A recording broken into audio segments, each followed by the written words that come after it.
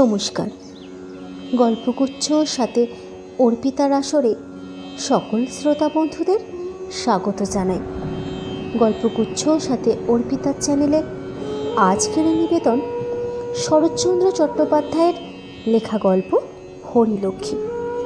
গল্পটি বলার সময় আমার যদি কোনো ভুল হয়ে থাকে তাহলে আমি সবার কাছে ক্ষমা প্রার্থী। আর গল্পটি যদি আপনাদের ভালো লেগে থাকে লাইক, সাবস্ক্রাইব ও ছোট্ট একটি কমেন্ট করতে ভুলবেন না। আপনারা কমেন্ট করলে তবেই আমি জানতে পারি আমার গল্প পাঠ আপনাদের কেমন লাগছে। তাহলে চলুন শোনা যাক আজকের গল্প হরিলক্ষ্মী। গল্প পাঠে আমি অর্পিতা।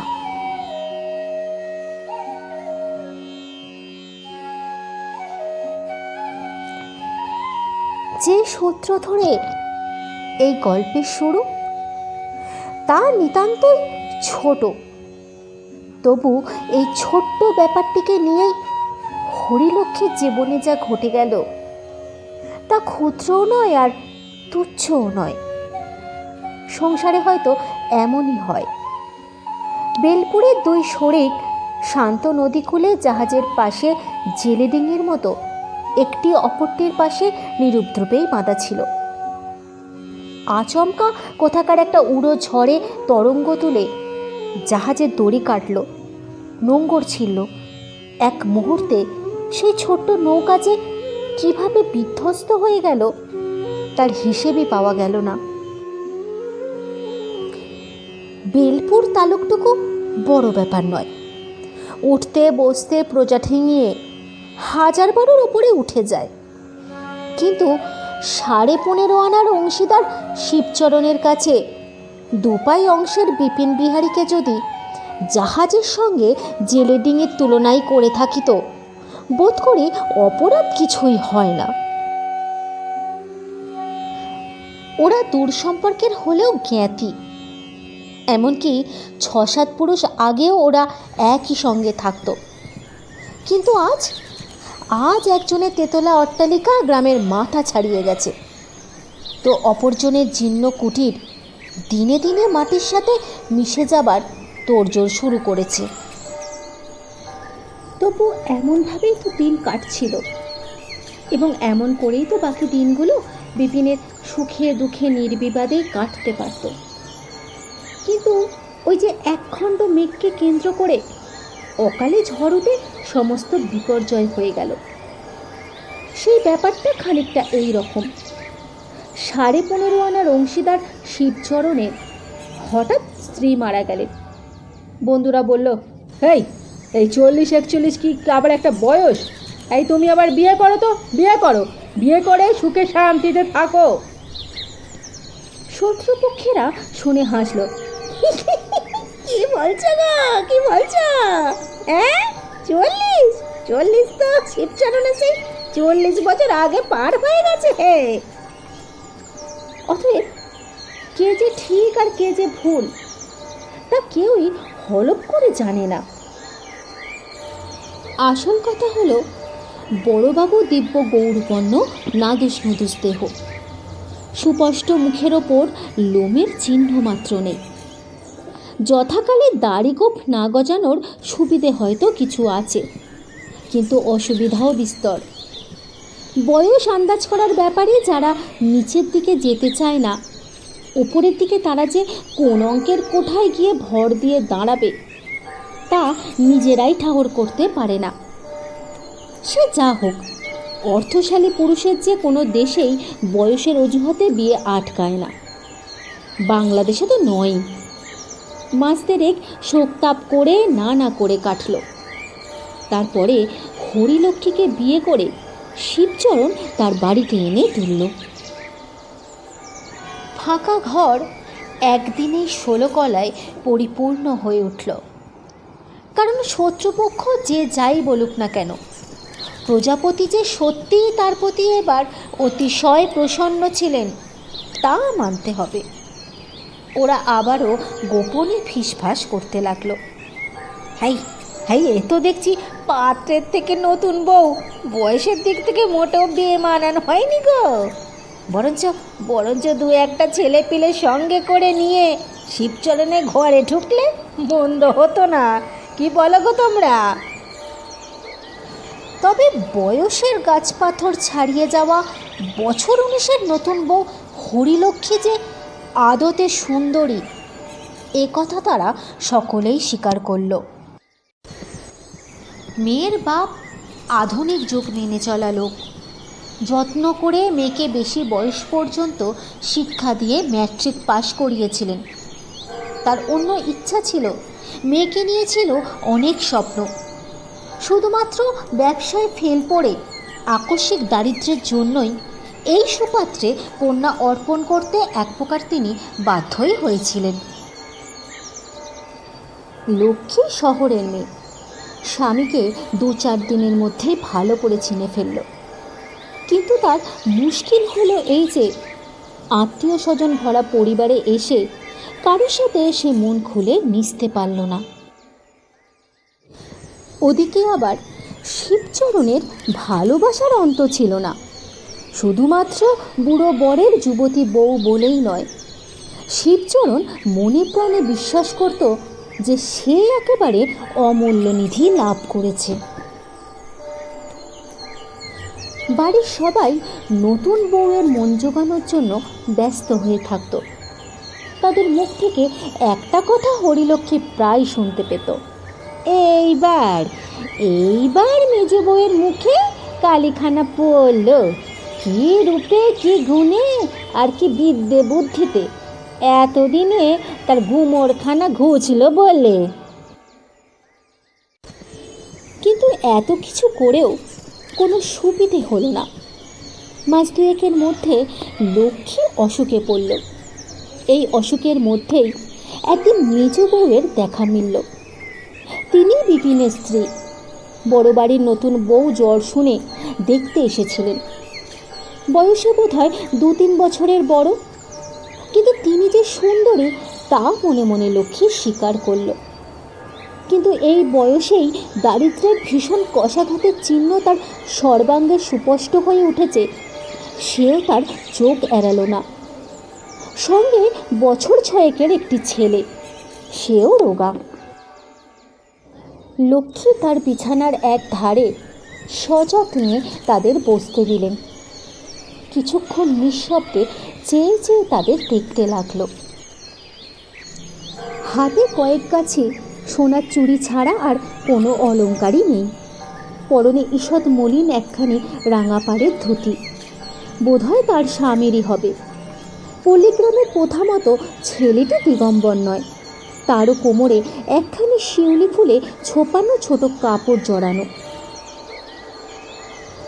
লক্ষ্মী মেজ বউয়ের হাতখানি টেনে নিয়ে আস্তে আস্তে বলল, ভাগ্যিস আমার জ্বর হয়েছিল, তাই তো আপনার দেখা পেল। কিন্তু সম্পর্কে আমি বড় যা হই মেজ বউ। শুনেছি মেজ ঠাকুরপো এর চেয়ে ঢের ছোট। আচ্ছা, সম্পর্কে ছোট হলে কি তাকে আপনি বলে? না, প্রথম দিন এই যা বললুম, নইলে আপনি বলার লোক আমি নই। কিন্তু তাই বলে তুমিও যেন আমাকে দিদি বলে ডেকো না, ও আমি সইতে পারবো না। আমার নাম লক্ষ্মী। নামটি বলে দিতে হয় না দিদি, আপনাকে দেখলেই জানা যায়। আর আমার নাম কি জানি, কে যে ঠাট্টা করে কমলা রেখেছিলেন। হরিলক্ষ্মীর ইচ্ছে করল সেও প্রতিবাদ করে বলে, তোমার দিকে তাকালেও তোমার নামটি বোঝা যায়, কিন্তু অনুকৃতির মতো শোনাবার ভয়ে বলতে পারল না। তো আমাদের নামের মানে এক, কিন্তু মেজ বউ, আমি তোমাকে তুমি বলতে পারলুম, কই তুমি তো পারলে না। হঠাৎ নাই বা পারলুম দিদি, এক বয়স ছাড়া আপনি যে সকল বিষয়ে আমার বড়। ছাড় না 2 দিন, দরকার হলে বদলে নিতে কতক্ষণ। হরিলক্ষ্মীর মুখে এর কোনো প্রত্যুত্তর জোগালো না, কিন্তু সে মনে মনে বুঝল এই মেয়েটি প্রথম দিনের পরিচয়টিকে খুব বেশি মাখামাখিতে পরিণত করতে চায় না। বেশ দিদি, এখন তাহলে উঠি, কাল আবার। ও মা, সে কি এখনই চলে যাবে? কেন? আর একটু বসো না। আপনি হুকুম করলে তো বসতেই হবে, কিন্তু আজ যাই দিদি, ওর আসবার সময় হয়ে গেছে। এই বলে সে উঠে দাঁড়ালো এবং ছেলের হাত ধরে যাবার আগে হাসি মুখে বলল, আজ আসি দিদি, কাল নয় একটু সকাল সকাল আসবো, কেমন? এই বলে ধীরে ধীরে সে বের হয়ে গেল। বিপিনের স্ত্রী চলে গেলে হরিলক্ষ্মী সেই দিকে চেয়ে চুপ করে পড়ে থাকে। এখন জ্বর ছিল না, কিন্তু গ্লানি ছিল। তথাপি কিছুক্ষণের জন্য সমস্ত সে ভুলে গেল। এতদিন গ্রাম ছেটিয়ে কত যে বউঝি এসেছে তার হিসেব নেই, কিন্তু পাশের বাড়ির এই দরিদ্র ঘরের বউটির সঙ্গে তাদের তুলনাই হয় না।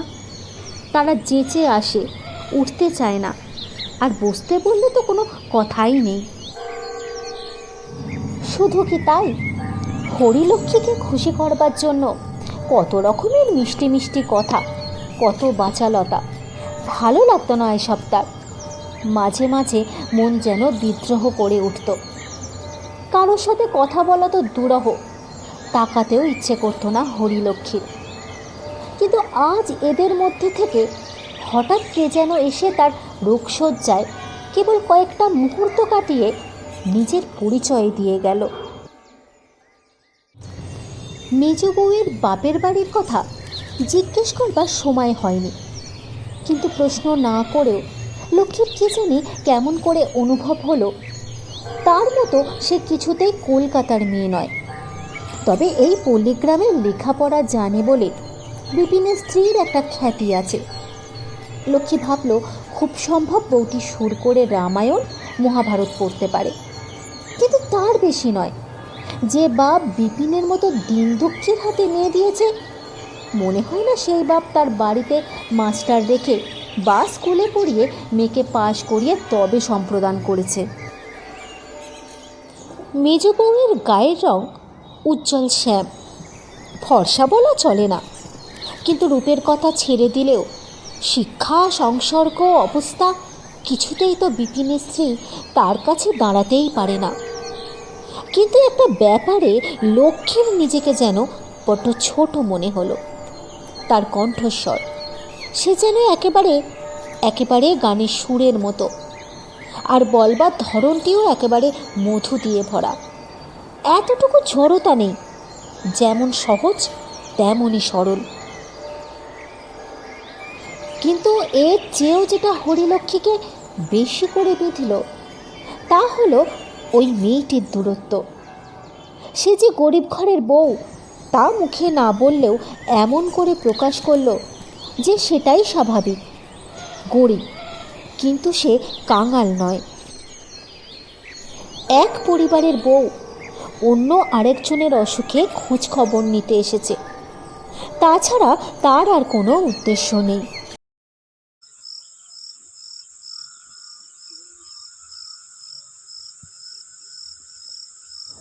সন্ধ্যের পরে স্বামী দেখতে আসলে হরিলক্ষ্মী নানা কথার পর বলে উঠল, জানো, আজ ও বাড়ির মেজ বউ ঠাকুরনকে দেখলাম গো। কাকে? ওই ওই বিপিনের বউকে?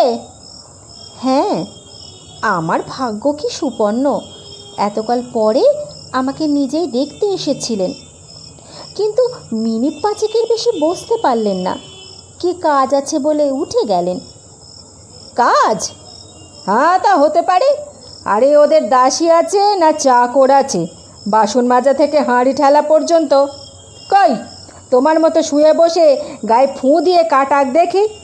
এক ঘটি জল পর্যন্ত আর তোমাকে গড়িয়ে খেতে হয় না। ও কি পারবে? ওর অত হিম্মত আছে? নিজের সম্বন্ধে এমন মন্তব্য শুনে হরিলক্ষ্মীর ভীষণ খারাপ লাগলো, কিন্তু তার স্বামী তাকে ব্যঙ্গ করে নয়, ভালোবেসেই এই কথাগুলো বলেছে এই ভেবে সে আর রাগ করল না। শুনেছি মেজ বউয়ের নাকি বড় কোমর, উনি বাড়ি ছেড়ে কোথাও যায় না?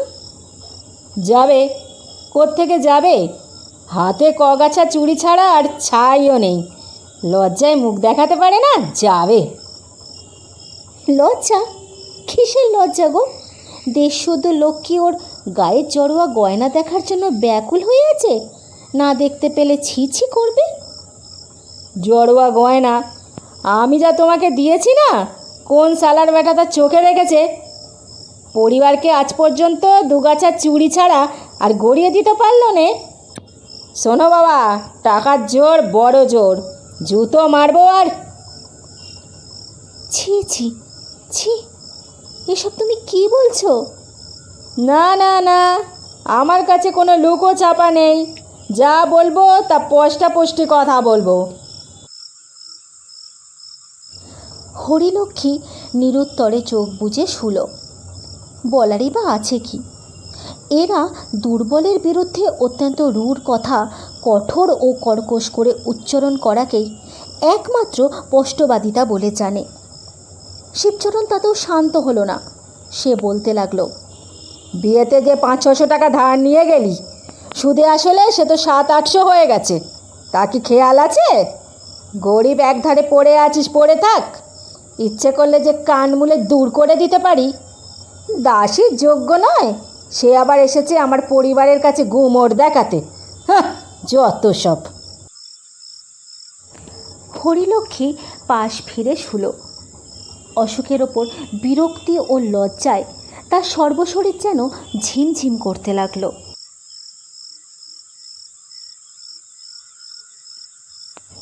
পরের দিন দুপুরবেলায় ঘরের মধ্যে মৃদু শব্দে হরিলক্ষ্মী চোখ চেয়ে দেখল বিপিনের বউ বের হয়ে যাচ্ছে। আরে মেজ বউ, চলে যাচ্ছ যে বড়? ও, আপনি জেগে আছেন? আমি ভাবছিলাম আপনি ঘুমিয়ে পড়েছেন। আজ কেমন আছেন দিদি? আজ ঢের ভালো আছি। কই তোমার ছেলেকে আনোনি? না, আজ সে হঠাৎ ঘুমিয়ে পড়ল দিদি। হঠাৎ ঘুমিয়ে পড়লো মানে কি? আসলে অভ্যেস খারাপ হয়ে যাবে বলে আমি দিনের বেলায় বড় তাকে ঘুমোতে দিই না দিদি। রোদে রোদে দুরন্তপনা করে বেড়ায় তো তাহলে? হ্যাঁ, তা করে বই কি, কিন্তু ঘুমোনোর চেয়ে সে বরঞ্চ ভালো। আর তুমি তুমি নিজে বুঝি কখনো ঘুমাও না? না না না, আমি দুপুরবেলা খুব একটা ঘুমোতে ভালোবাসি না দিদি। হরিলক্ষ্মী ভেবেছিল মেয়েদের স্বভাবের মতো এবার হয়তো সে তার সংসারে দীর্ঘ তালিকা দিতে বসবে, কিন্তু সে সেরূপ কিছুই করল না। এরপরে অন্যান্য কথাবার্তা চলতে লাগলো। কথায় কথায় হরিলক্ষ্মী তার বাপের বাড়ির কথা, ভাই বোনেদের কথা, মাস্টারমশাইয়ের কথা, স্কুলের কথা, এমনকি তার ম্যাট্রিক পাশ করার কথাও গল্প করে ফেলল। অনেকক্ষণ পরে যখন হুঁশ হলো, তখন স্পষ্ট দেখতে পেল শ্রোতা হিসেবে মেজ বউ যত ভালোই হোক, বক্তা হিসেবে একেবারেই মৃদুভাষী। নিজের কথা সে প্রায় কিছুই বলে না। প্রথমটা লক্ষ্মী লজ্জা বোধ করল, কিন্তু তখনই মনে করল আমার কাছে গল্প করার মতো তার আছেই বা কি। কিন্তু কাল যেমন এই বধূদের বিরুদ্ধে তার মন অপ্রসন্ন হয়ে উঠেছিল, আজ তেমনই ভারী একটা তৃপ্তি বোধ করল। দেওয়ালের মূল্যবান ঘড়িতে নানাবিধি বাজনা বাদ্য করে 3টে বাজল। মেজ বউ উঠে দাঁড়িয়ে সবিনয়ে বলল, দিদি, আজ আমি তাহলে আসি? তোমার বুঝি ভাই 3টে পর্যন্ত ছুটি, নাকি ঠাকুরপো কাঁটায় কাঁটায় ঘড়ি মিলিয়ে তবে বাড়ি ঢোকেন? না না, আজ তিনি বাড়িতেই আছেন। তবে আজ আর একটু বসো না। মেজ বউ বসল না, কিন্তু যাবার জন্য পাও বাড়ালো না। আস্তে আস্তে বলল, দিদি, আপনার কত শিক্ষা দীক্ষা, কত লেখাপড়া, আমি পাড়াগাঁয়ের। ও ও, তোমার বাপের বাড়ি বুঝি পাড়া গায়ে?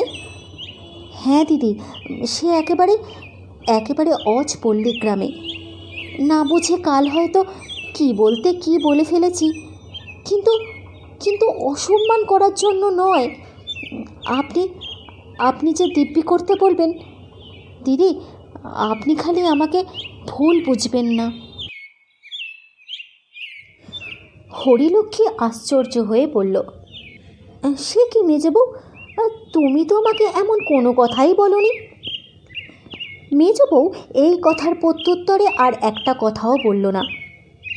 আমি আসি দিদি, এই বলে পুনশ্চ বিদায় নিয়ে সে ধীরে ধীরে বার হয়ে গেল। তখন কণ্ঠস্বর তার যেন একটু অন্যরকম শোনালো।